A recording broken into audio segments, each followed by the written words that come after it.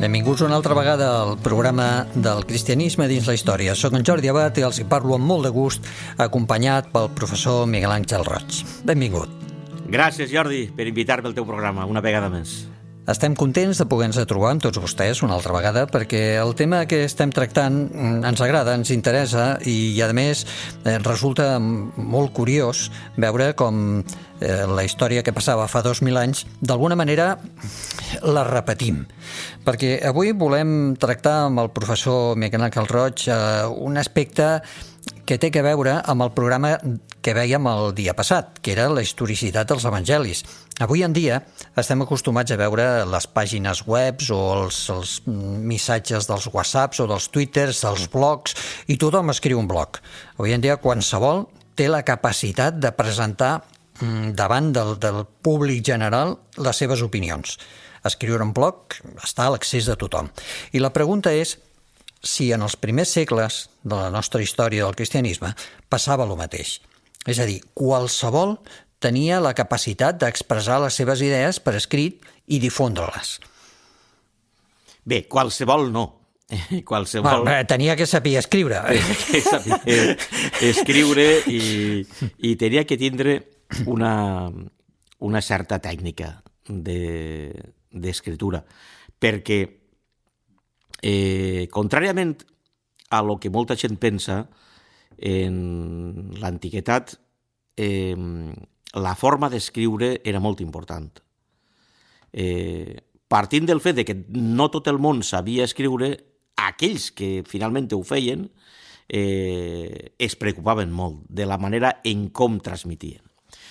I sobretot perquè en els evangelis, concretament, que és en el que estem parlant, la manera de comunicar un missatge, perquè sobretot és un missatge el que es volen comunicar, un missatge mitjançant una història, la història de Jesús, però és un missatge el que volen transmetre. Hi ha molt d'interès en que aquesta comunicació arribi bé a aquell que puga llegir. Ara bé, els evangelis que nosaltres coneguem per escrit, i ara em refereix als 4 evangelis canònics, els que per l'ordre que estan escrits a la Bíblia són, o al Nou Testament, són Mateu, Marc, Lluc i Joan. El text que tenim allí és una elaboració final. Una elaboració final feta per l'autor i que estan escrits d'una manera molt concreta, una elaboració personal. Personal vull dir en la manera d'escriure, en la manera de transmetre, no en el fons. En el fons, tots transmeten a Jesucrist, encara que de maneres diferents.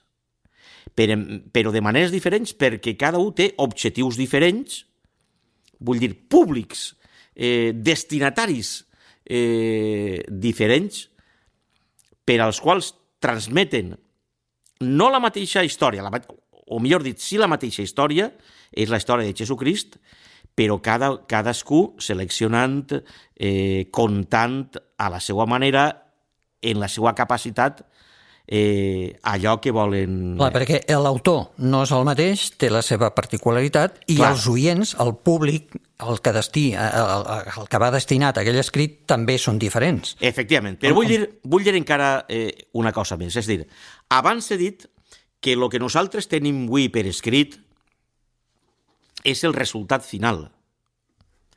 Això què vol dir? Pues això vol dir que abans de que l'Evangeli estigués per escrit, va ser predicat oralment. Però això,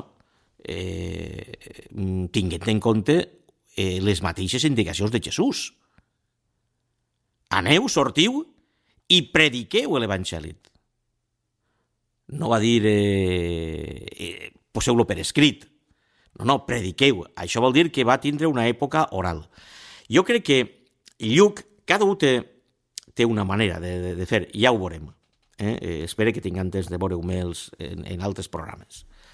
Però ell, al primer capítol del seu evangeli, explica un poc el procés que ell va seguir, el d'ell particularment, que no va ser deixeble de Jesús.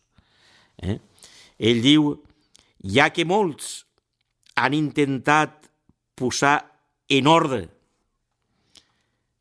la història és la història de Jesús, la història de les coses que nosaltres tenim per certes, per molt certes. Ahir diu, la paraula que hi ha darrere de en ordre és en ordre per escrit, en ordre... Fer un registre. Un registre, per un registre ben fet, per escrit. Diu, tal com ens han ensenyat és que des del principi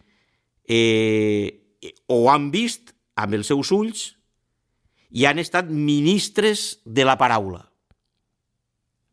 És dir, ha hagut un ensenyament oral feta per ministres de la paraula. Vol dir que el missatge primer es va predicar per escrit.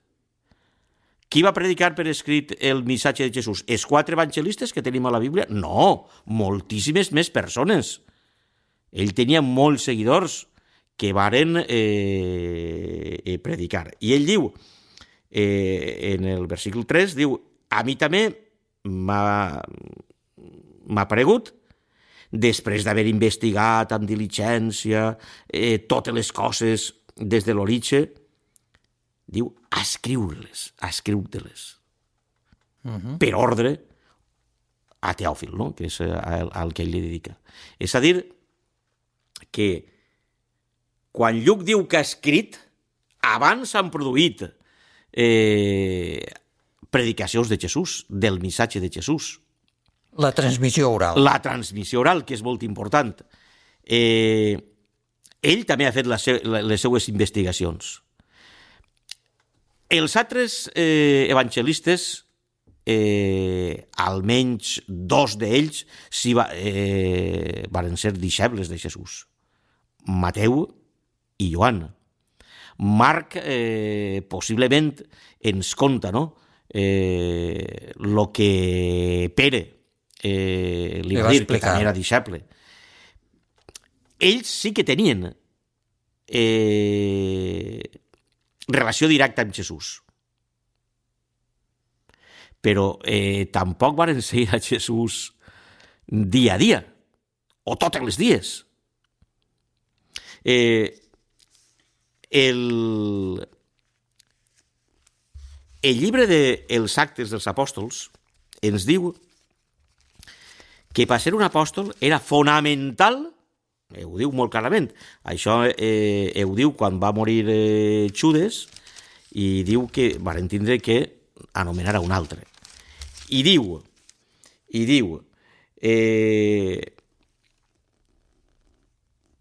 és necessari, Actes dels Apòstols, o Fets dels Apòstols, capítol 1, versícul 21, diu, és necessari que de tots els homes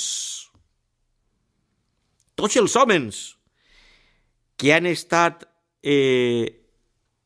amb nosaltres tot el temps, que han contactat directament en els fets. En Jesús, però diu, començant en el bateig, des del bateig, fins al dia en què se'n va anar, en tenim que escollir a un.